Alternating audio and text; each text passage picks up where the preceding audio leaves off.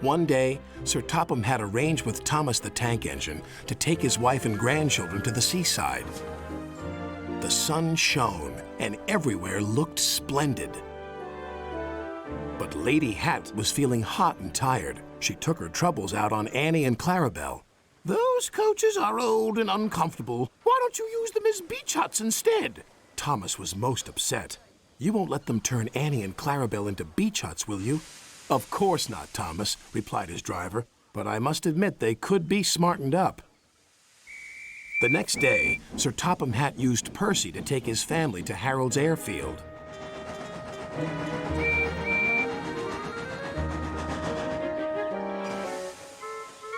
They were just about to board Harold when it happened.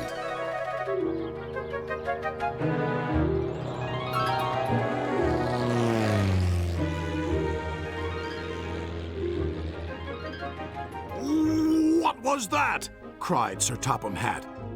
"That's tiger moth," grumbled Harold. "It's rude and flies much too low." "So I can see.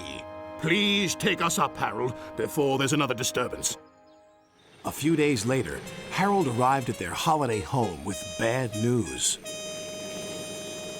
"It's tiger moth," said Harold's pilot. "It's gone missing. Do you wish to join the search party with us?" "I think I'd better."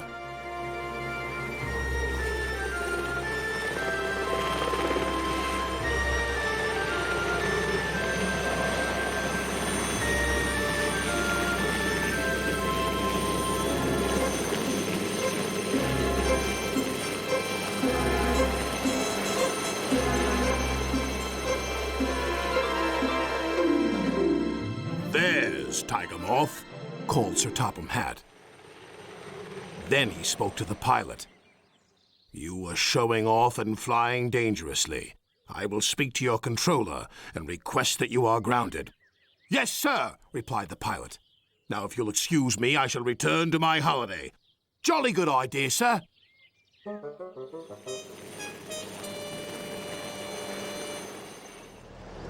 Sir Topham Hatt arranged to meet up with Toby and Henrietta to take them somewhere special.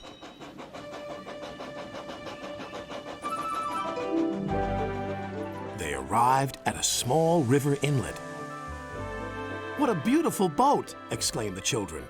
"It's my special treat."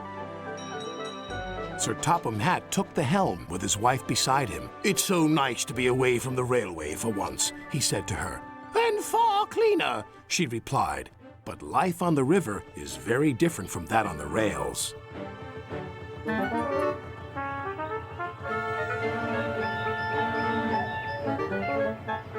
The family were enjoying themselves so much that they forgot to watch where they were going. "Oh, botheration," said Sir Topham Hatt. "We're stuck." And they were. Other boats tried to pull them off the mud bank, but it was no use.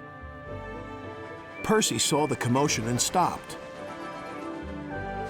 "Is there anything we can do to help?" called his driver. "Yes, indeed there is." "This is the life, isn't it, my dear?"